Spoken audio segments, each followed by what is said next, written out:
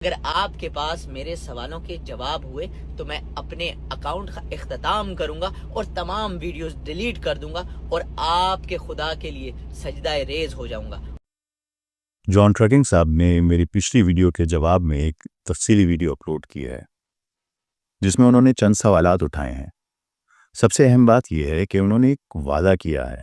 انہوں نے کہا کہ اگر ان سوالات کے تسلی بخش جوابات مل جائیں تو میں اپنا اکاؤنٹ اور تمام ویڈیوز ڈیلیٹ کر دوں گا اور اللہ تعالیٰ کے سامنے سجدہ ریز ہو جاؤں گا۔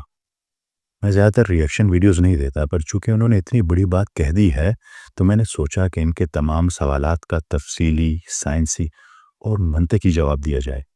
ان کی ویڈیو چونکہ لمبی ہے، اس لیے پہلے میں آپ سے ان کے اعتراضات کی کچھ جھلکیاں شیئر کرتا ہوں، وہ دیکھیے۔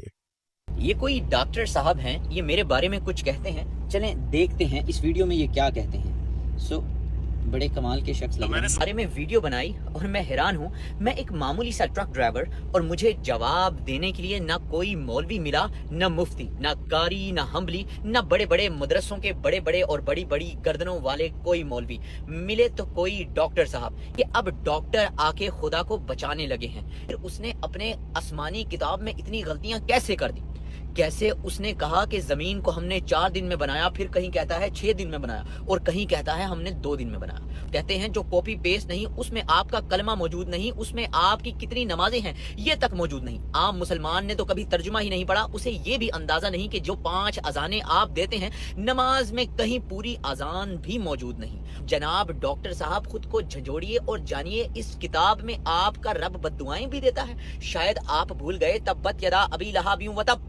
آپ اس کا ترجمہ خود پڑھیں گے یا میں آپ کو آ کے بتاؤں؟ اور پھر میں پوچھتا ہوں کہ کیا کوئی خدا گالی بھی دے سکتا ہے؟ کوئی خدا یہ بھی کہہ سکتا ہے کہ کتے ہیں وہ لوگ جو اس کلام کو نہیں مانتے؟ اگر آپ کے پاس میرے سوالوں کے جواب ہوئے تو میں اپنے اکاؤنٹ کا اختتام کروں گا اور تمام ویڈیوز ڈیلیٹ کر دوں گا اور آپ کے خدا کے لیے سجدہ ریز ہو جاؤں گا۔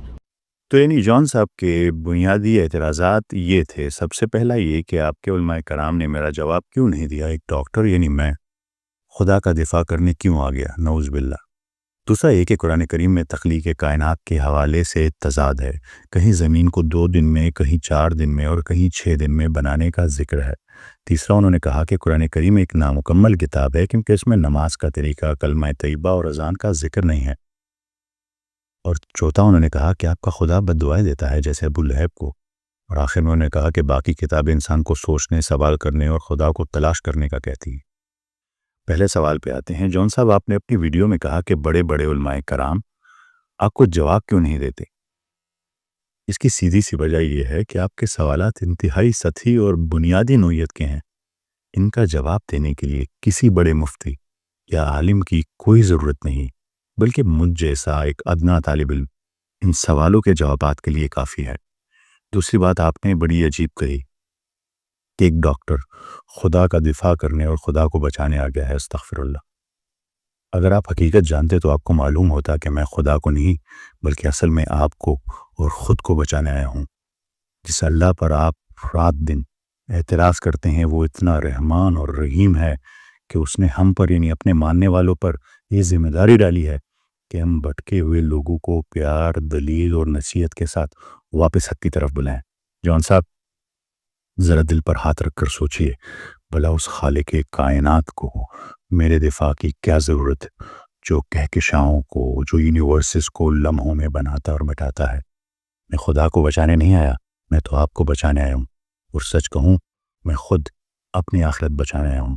آپ جس خدا سے دن رات بوس رکھتے ہیں، جس کی دی ہوئی زبان سے اسی کا مذاق اڑاتے ہیں، ذرا اس کی رحمت اور محبت کی انتہا دیکھیے۔ وہ آپ سے اتنی محبت کرتا ہے، اس نے آپ کو اندھیرے میں اکیلا نہیں چھوڑا۔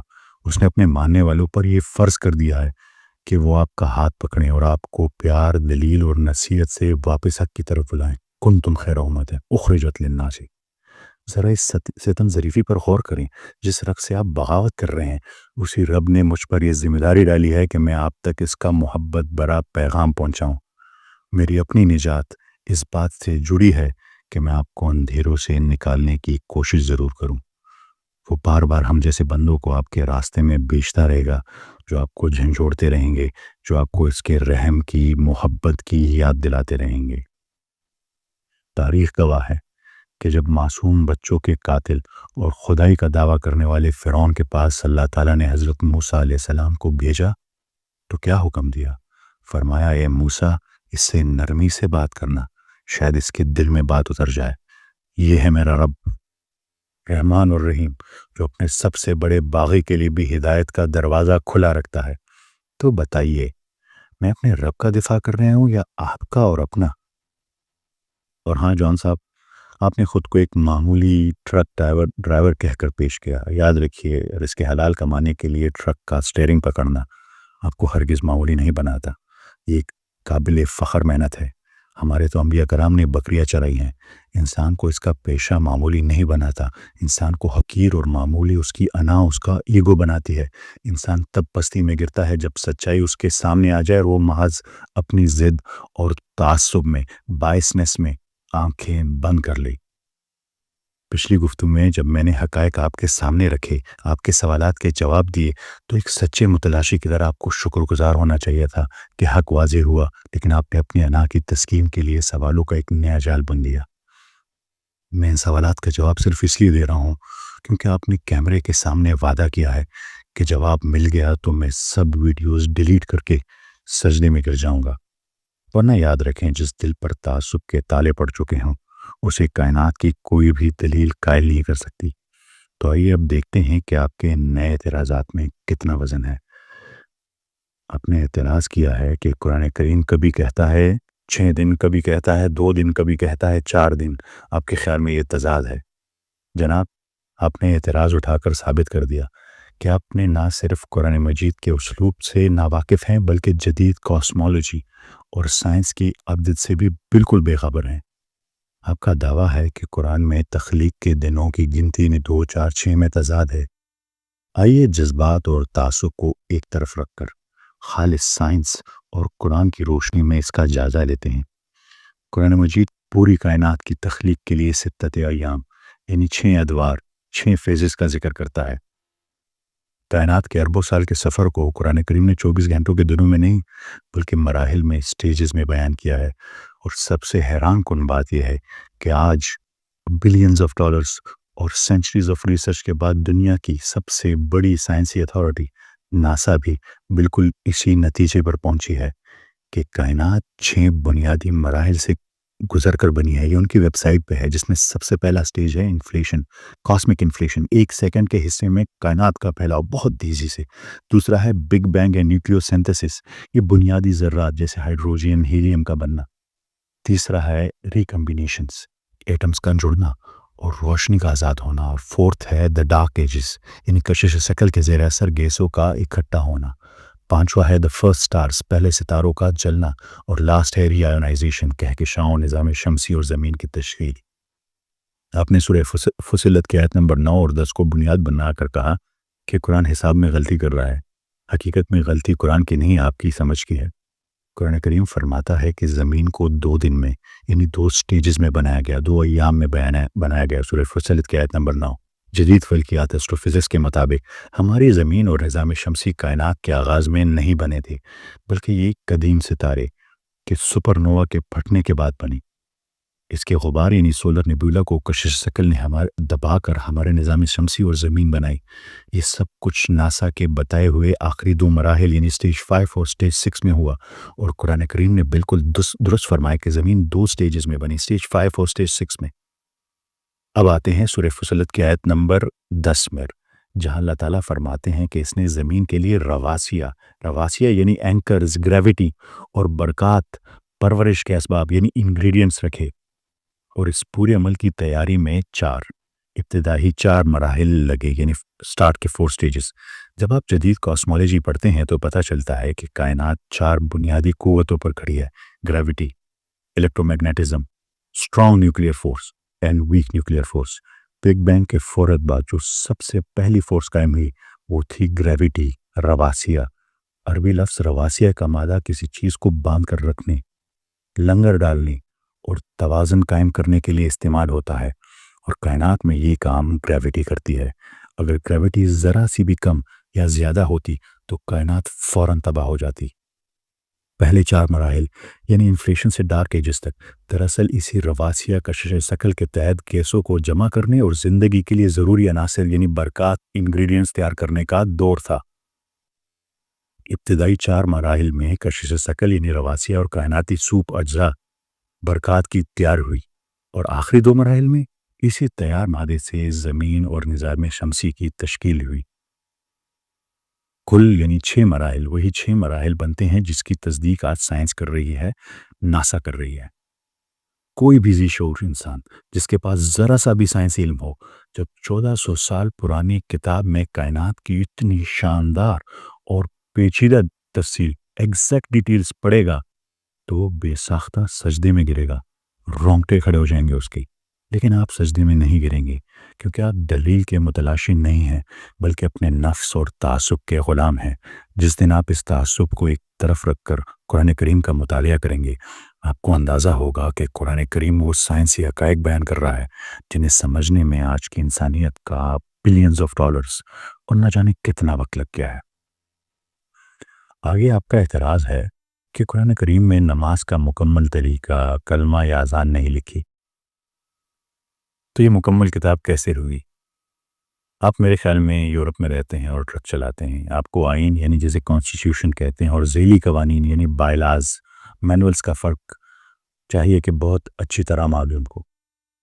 یورپ کا مرکزی قانون کہتا ہے کہ سڑک پر چلنے کے لیے ہر شہری کے پاس ڈرائیونگ لائسنس ہونا لازمی ہے، اور ٹریفک قوانین کی پابندی شرط ہے۔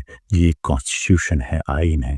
اب اگر آپ یورپ کے مرکزی آئین کی کتاب کھول کر دیکھیں تو کیا اس میں یہ لکھا ہوگا کہ کلچ کیسے دبانا ہے، بریک کب لگانی ہے، یا اسٹاپ کے سائن بورڈ کی تصویر کیسی ہوگی؟ بالکل نہیں۔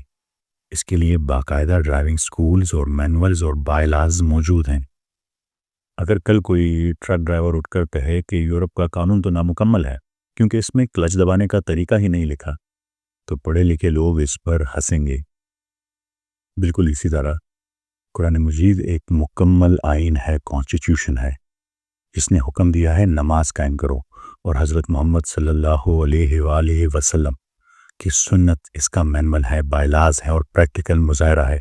اگر قرآن کریم میں ہر رکعت اور سجدے کا طریقہ لکھ دیا جاتا تو حضرت محمد صلی اللہ علیہ وآلہ وسلم کو بھیجنے کا مقصد ہی کیا رہ جاتا؟ قرآن کریم نے خود فرمایا کہ ہم نے یہ ذکر اسی لیے اتارا ہے کہ آپ یعنی حضرت محمد صلی اللہ علیہ وآلہ وسلم لوگوں کو کھول کھول کر بیان کریں۔ سورہ نحل کی آیت نمبر 44۔ اور کلمہ قرآن میں نہیں ہے، یہ آپ کی کم علمی ہے۔ لا الہ الا اللہ سورہ محمد کی آیت نمبر 29 میں موجود ہے۔ محمد الرسول اللہ سورہ فتح کی آیت نمبر 29 میں موجود ہے۔ جان صاحب، اذان کوئی قرآن صورت یا آیت نہیں ہے، یہ خالصتاً ایک اعلان ہے، اناؤنسمنٹ ہے، ایک کال ٹو پریئر ہے، نماز کے لیے بلاوا ہے، جسے دنیا بھر میں لوگوں کو اکٹھا کرنے کے لیے اناؤنسمنٹ ہوتی ہے۔ یہ مسلمانوں کا مسجد کی طرف بلانے کا طریقہ ہے۔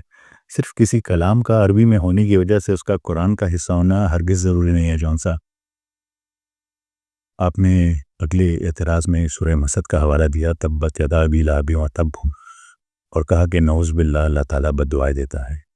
حقیقت یہ ہے کہ یہ اعتراضات آپ کی کلاسیکل عربک اور قرآنی فلسفی سے مکمل ناواقفیت کا نتیجہ ہے۔ آئیے ان باتوں کو علم اور منطق کی کسوٹی پر رکھتے ہیں۔ جب آپ کسی مستند عربی لغت یعنی ڈکشنری میں لفظ تبت کے معنی تلاش کریں گے تو آپ کو پتہ چلے گا کہ اس کا مطلب بد دعا دینا یا گالی دینا نہیں ہے، بلکہ اس کا مطلب ہے خسارہ، نقصان، اعمال کا ضائع ہو جانا اور مکمل تباہی، ٹوٹل لاس۔ یہ کوئی جذباتی بد دعا نہیں ہے، بلکہ اعمال اور ان کے نتائج ہیں، کاز اینڈ ایفیکٹ ہے۔ یہ ایک اٹل قانون ہے۔ قرآن مجید نے یہ حقیقت بار بار واضح کی ہے کہ جو شخص بھی اس دنیا کی عارضی محبت میں گم ہو کر دنیا کے حقیر فائدوں کے لیے اپنی آخرت کو بیچ دے گا، اس کا حتمی نتیجہ تباہی اور خسارہ ہوگا۔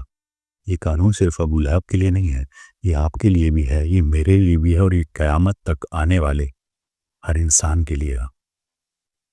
اللہ تعالیٰ نے انسان کو فری ول دیا ہے، لیکن ساتھ ہی یہ وارننگ بھی دی ہے کہ اگر تم نے حق کو پہچاننے کے بعد بھی صرف اپنی انا، اپنی دنیاوی خواہشات کو چنا تو تمہارا انجام تبت ہوگا، نقصان ہوگا، خسارہ ہوگا۔ یہ بد دعا نہیں بلکہ ایک منصفانہ عدالتی فیصلہ ہے، ورڈکٹ ہے ہر کسی کے لیے۔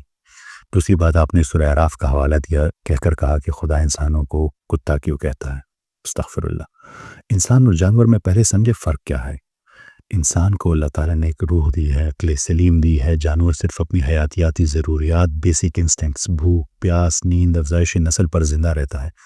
جب انسان اپنی روح اور اعلیٰ مقصد ہائی پرپس کو نظر انداز کر دیتا ہے اور صرف جسمانی ضروریات اور دنیاوی لالچ کے پیچھے بھاگتا ہے تو وہ اپنا انسانی درجہ کھو کر جانور یعنی اینیملسٹک اسٹیٹ کی طرح کی سطح پر گر جاتا ہے۔ یہ تشبیہ کتے کی توہین نہیں کر رہی۔ کتا تو وہی کر رہا ہے جس پر خدا نے اسے پروگرام کیا ہے۔ یہ انسان کو جھنجھوڑ رہی ہے کہ تم تو اشرف المخلوقات تھے، تم نے خدا کی دی ہوئی روح کو، عقل سلیم کو مار کر خود کو جبلت یعنی انسٹنکٹ کا غلام بنایا ہے۔ قرآن کریم یہاں انسانوں کی نفسیاتی اور روحانی موت کا نقشہ کھینچ رہا ہے، جو اپنے حقیر نفسانی خواہشات کے غلام بن جاتے ہیں۔ ذرا غور کیجئے جون صاحب، جب انسان اپنے اندر موجود اللہ کی دی ہوئی روح اور اعلیٰ مقصد کو، عقل سلیم کو بھلا دیتا ہے، جب وہ صرف اپنے نفس کی اندھی غلامی شروع کر دیتا ہے، اور جب اس کی زندگی کا مقصد صرف دنیاوی لذتیں اور خواہشات رہ جاتی ہیں، تو وہ اپنی سب سے بہترین اور اعلیٰ ترین حالت احسن تقویم سے گر کر پستی کی سب سے نچلی سطح اسفلہ سافلی میں جا گرتا ہے۔ اس مقام پر اس کی مثال جانوروں جیسی، اس کتے جیسی ہو جاتی ہے جو روح کے بغیر صرف اپنی بھوک اور جبلت یعنی انسٹنکٹس کے تحت کام کرتے ہیں۔ قرآن کریم انسان کو جھنجھوڑ رہا ہے کہ انسان تو اشرف المخلوقات تھا، تو نے اپنے روح کی آواز کو مار کر خود کو جبلتوں کا، انسٹنکٹس کا، خواہشات کا غلام کیوں بنا لیا۔ یہ انسان کو اصل میں اور اس کے مقام کی یاد دہانی کرانا ہے۔ آگے آپ نے کہا کہ آپ کا خدا کتابوں میں نہیں سماتا۔ بے شک ہمارا رب بھی لامحدود ہے، مگر اس کی رحمت نے ہماری رہنمائی کے لیے کتاب بھیجی ہے۔ آپ ہر مذہب سے اپنی مرضی کی چیز چن کر ایک ذاتی پرسنل خدا نہیں بنانا چاہتے ہیں، لیکن آپ ایسا کر نہیں سکتے۔ جو آپ سے کسی چیز کا تقاضا نہ کرے آپ یہ چاہتے ہیں، مگر حقائق آپ کی مرضی کے تابع نہیں ہوتے۔ اگر واقعی سچ کی تلاش ہے تو انا کے خول سے باہر نکلے اور کلام الہی کا درست سیاق و سباق کے ساتھ مطالعہ کریں۔ جون صاحب، آپ کی ایک بات سے میں متفق ہوں، اور وہ یہ ہے کہ اپنی کتاب کو پڑھو، اسے سمجھو، اس پر ریسرچ کرو، سوال کرو، لیکن شاید آپ یہ نہیں جانتے کہ قرآن کریم نے دنیا کی کسی بھی دوسری کتاب سے زیادہ جس چیز پر زور دیا ہے وہ ہے غور و فکر، انٹلیکٹ اینڈ ریفلیکشن۔ قرآن کریم صرف خود پر نہیں بلکہ اس پوری کائنات کو اور انسان کو اپنی وجود پر ریسرچ کرنے کی دعوت دیتا ہے۔ ذرا دیکھیں میرا رب کیا فرماتا ہے کہ بدترین مخلوق کون ہے۔